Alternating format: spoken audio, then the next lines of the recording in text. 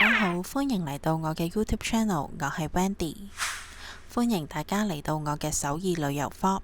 今集我哋會同大家喺酒店附近去行超市同百貨公司，當然唔少得仲要品嚐美食啦。喺開始之前，希望大家可以 follow 我，訂閱我嘅頻道，俾少少鼓勵。今日嘅天氣麻麻地啊，又凍又落雨，所以我哋就留喺酒店附近行街同食嘢。我哋酒店喺永登浦站，隔離就係樂天百貨，行過對面就有新世界百貨，喺呢度幾方便。喺新世界百貨後邊就有時代廣場，我哋而家嘅目的地就係時代廣場啦。途經 E-Mart 便利店，呢間係24小時嘅便利店，向着目標進發。我哋嚟到 E-Mart 超級市場，一入嚟就見到特價濕紙巾，大包濕紙巾890 won 就有110張，即係港幣5蚊左右一包啊！行 E-Mart 最緊要就要睇下 Low Brand 呢個自家品牌嘅嘢食。之前好中意買一大桶芝士波返去食，勁多唔同薯片。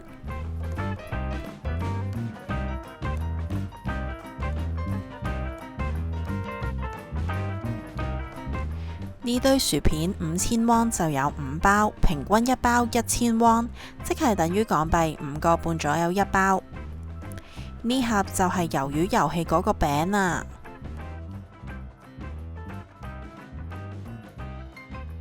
細個嗰時好似好中意飲呢款果汁，但係而家香港冇得買啦。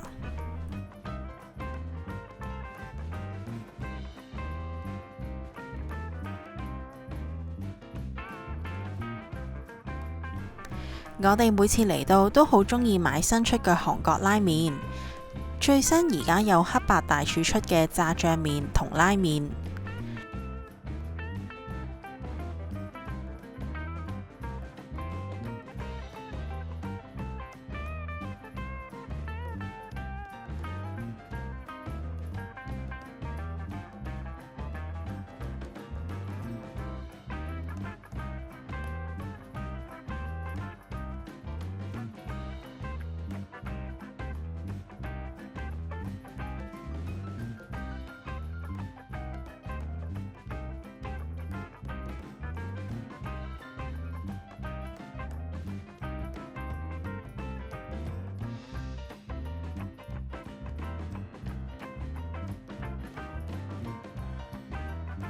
最近周圍都係魷魚遊戲，餃子都要變成魷魚遊戲餃子。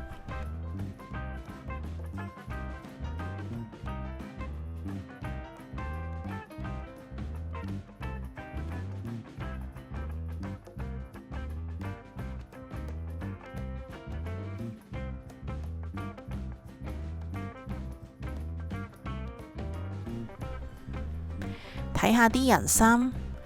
2萬 won 一包，即係等於港幣110蚊左右。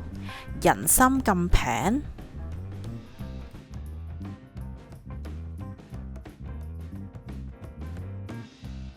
好似好好食嘅朱古力脆脆，係魷魚味嘅紫菜米通。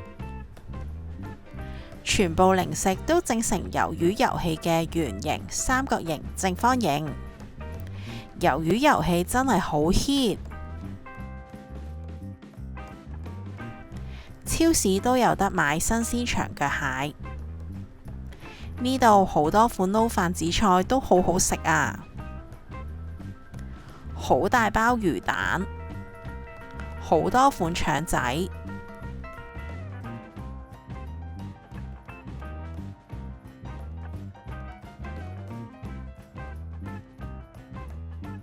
呢度嘅超市真係乜都有，連魚缸都有得買。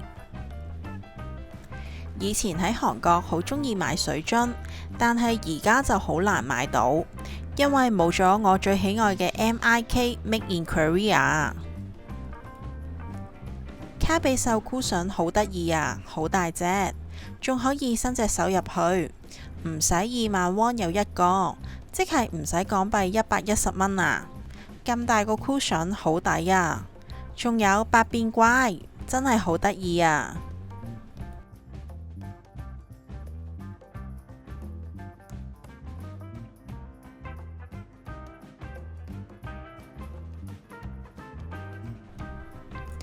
超市入邊啲 cushion 枕頭款式好多，又抵買，我哋都成日買返香港。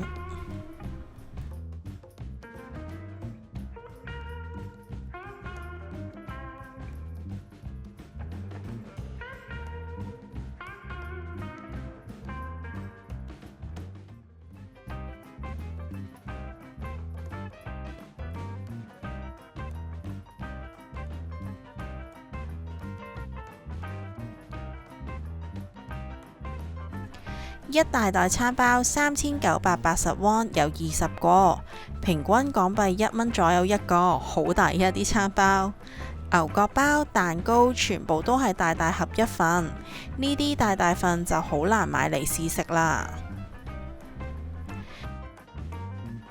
大大個辣肉腸披薩45cm 都係14980 won，等於港幣83蚊左右咋。熟食款式都好多，三文治、沙律、壽司、炸雞，通通都有得買。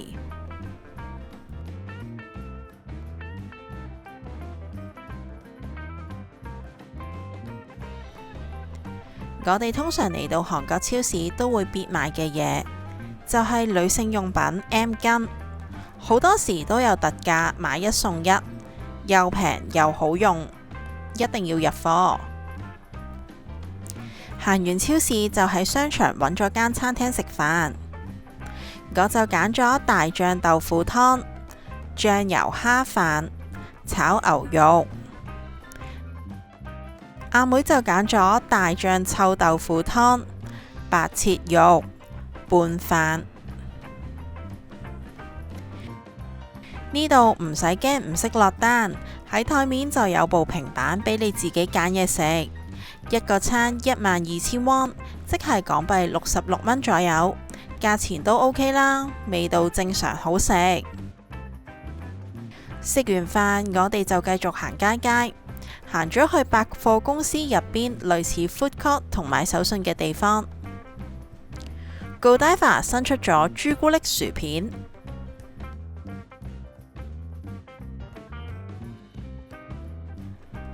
呢度好多款唔同嘅嘢食，我哋最後試咗麻薯雪糕，佢會即時喺你面前包俾你，其實就係已經有一個嘅雪糕，然後就攞麻薯皮包到靚咁俾你。我哋試咗杜拜開心果朱古力，朱古力味好濃，開心果味都好突出，麻薯嘅皮厚薄又啱好。好好食啊！食飽飯，食埋甜品，行完街，係時候返酒店休息一下啦。由於天氣真係好凍，又落雨，呢個時候梗係要打邊爐啦。而且我哋酒店樓下就有間海底撈，咁啱阿妹想去擦指甲，我就想去體驗一下點解韓國人會咁中意食海底撈。出發！首先就睇下零食區，佢稱之為等位餅乾。等位嘅時候隨便任食。今餐晚飯主要目的就係指甲服務，點知個 counter 冇人喺度，等咗一陣，終於有人。阿妹就去體驗佢嘅指甲服務，我就去體驗等位餅乾，同飲返杯酸梅湯。點知阿妹突然走嚟話，因為指甲唔係喺呢度整嘅，所以唔肯幫佢擦甲。哦，主要嘅目的達成唔到啊！我哋決定轉場食第二樣嘢。我哋去咗酒店對面馬路嘅一間韓式居酒屋，一齊睇睇呢間餐廳係食啲乜嘢。一格格嘅魚蛋湯，上面擺咗唔同款嘅韓式魚蛋，然後你要邊樣就自己擺落去煮熟，咁就食得啦。成間店鋪都係韓國人，估唔到誤打誤撞揾到一間韓國加日式風味嘅鋪頭，呢個體驗都唔錯。除咗煮韓式魚蛋之外，當然唔少得一定要飲魚蛋湯啦。仲有呢度係居酒屋嚟㗎，當然都要叫返杯 High Ball 嚟飲下。